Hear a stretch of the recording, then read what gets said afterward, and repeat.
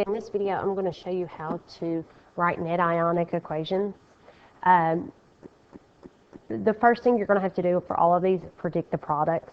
If you don't remember how to predict products, you should reference back to chapter 8.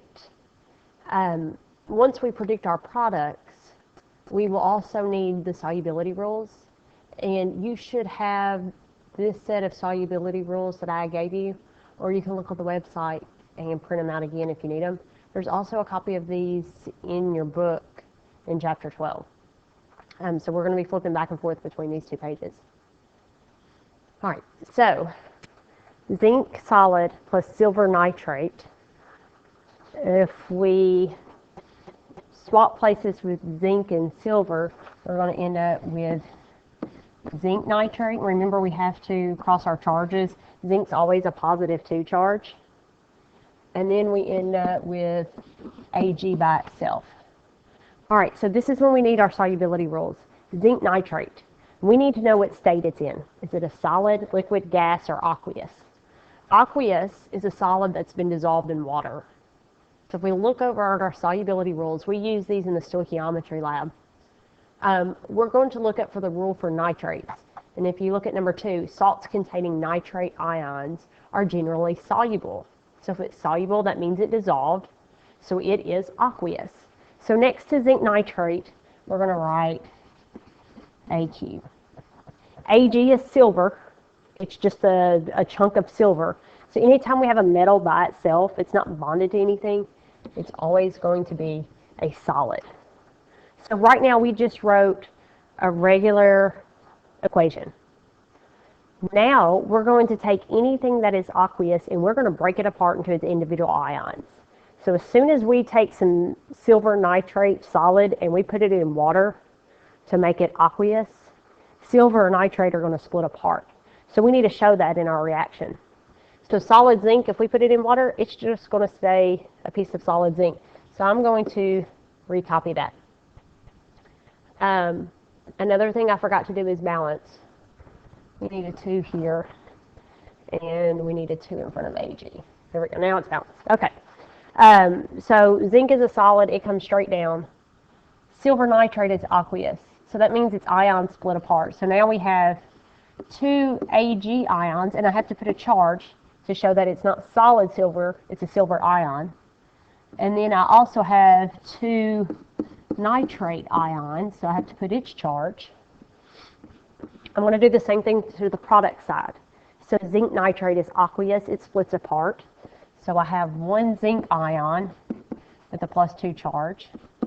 And I ended up with 2, this 2 outside the parentheses, 2 nitrate ions, a -1 charge.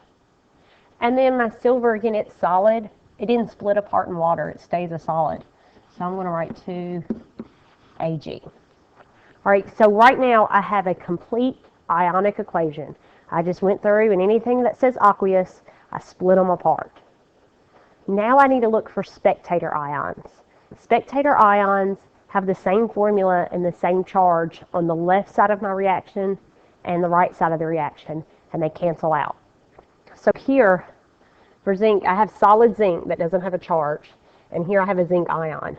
It has a +2 charge. Those are not the same thing, so they cannot cancel. The same thing happens with silver. I have 2 silver ions, and then I have 2 solid pieces of silver. Those don't cancel. But I have 2 nitrates here and 2 nitrates here. So these will cancel. Those are my only spectator ions. So now I'm going to recopy this reaction, leaving out my nitrate. So I have zinc plus 2 Ag plus yields zinc plus 2 plus 2 silver atoms. All right, so now this very last thing I wrote, this is my my net ionic equation. So that is my final answer for number 1. If you don't have room on your worksheet to write all of this, you're more than welcome to write this on a separate sheet of paper. All right, well, since I've kind of gone over into number 2, I'm going to erase this. And now we'll do number 2. So the first thing I have to do is finish out my reaction. Remember, if you don't remember how to do these, then you need to go back and look at chapter 8. So sodium and water will produce sodium hydroxide and hydrogen. Hydrogen H2, if we look on the periodic table, the one in the classroom, hydrogen is marked red, so we know it's a gas. It's also a diatomic. So that's where the little subscript of 2 came from. So it's a gas. We put a G by it. Sodium hydroxide. So if we flip over to our solubility rules, let's see. Most hydroxide salts are only slightly soluble. Hydroxide salts of group 1 elements are soluble. So sodium is in group 1, so that means it's soluble. So that means we're going to come back and we're going to put AQ next to NaOH. All right, so now we're going to go through and we're going to separate any compounds that are aqueous. So sodium, it's just solid, so we're just going to put Na. H2O is a liquid, it's just H2O, it doesn't separate. Sodium hydroxide is aqueous, so we're going to put Na plus OH minus. And then hydrogen gas is just plus H2. I also forgot to balance this one. We need a 2 here, a 2 here, and a 2 there. So then we have to carry them down.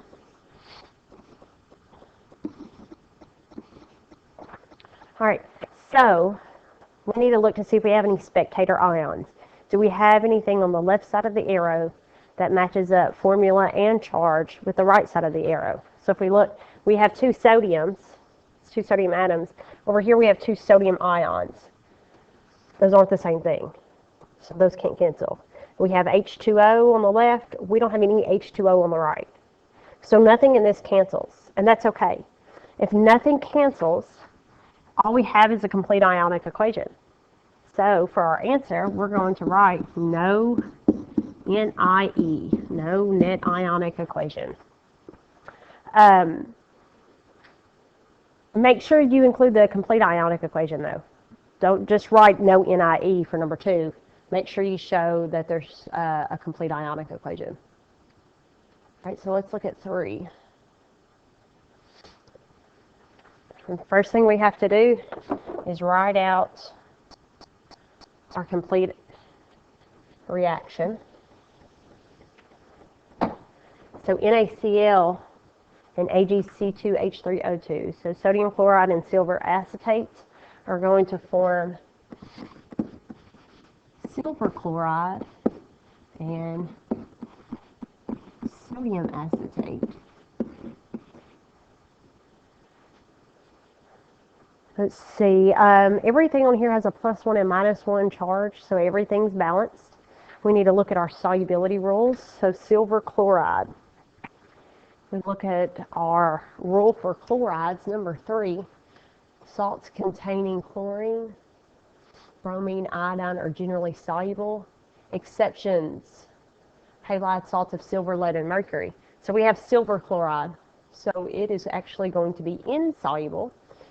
So if it's insoluble, that means it doesn't dissolve, so it's going to be solid.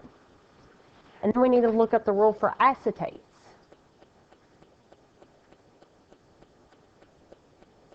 Acetates are not very common rules, so we can go back up here where it says salts containing group 1 elements, such as lithium, sodium, potassium, cesium, rubidium. They are soluble. So no matter what our anion is, if it contains a group 1 element, it's going to be soluble. So that means sodium acetate is going to be aqueous. So it's going to get an AQ. All right. So now we need to go through and write our complete ionic equation. NaCl, oh, nope, we got to balance. We got it. All right, NaCl, it's going to separate into Na plus and Cl minus. Silver acetate. Those are all aqueous. Silver always has a +1 charge. So Ag plus C2H3O2. That's a -1 charge. Silver chloride is solid, so we'll just leave it as AgCl. Sodium acetate is aqueous, so Na plus C2H3O2 with a minus charge. All right, so now we need to go through and cancel out our spectator ions. We have Na plus on the left and Na plus on the right, so those cancel. Cl minus, we don't have that. Ag plus, we don't have that. Acetate ions, those will cancel. So now we need to rewrite this without the spectator ions. We have Cl minus plus Ag plus yields AgCl. All right, so now this is my final answer. This is my net ionic equation. All right, and I'll do one more with you. We have calcium hydroxide and phosphoric acid. So this is an acid-base reaction. We'll learn more about these in a later chapter. Acids and bases always produce salt and water. So that means Ca and H are going to switch places. We treat this just like we would a double replacement reaction. And we'll get calcium phosphate and water. We know water is going to be liquid, so we can just go on and label that as L. We need to balance it. We need a 3 and a 6. And then we need to look at calcium phosphate and see if it's soluble or insoluble. So flip over to your solubility rules. And phosphates are frequently insoluble except for calcium and silver. So that means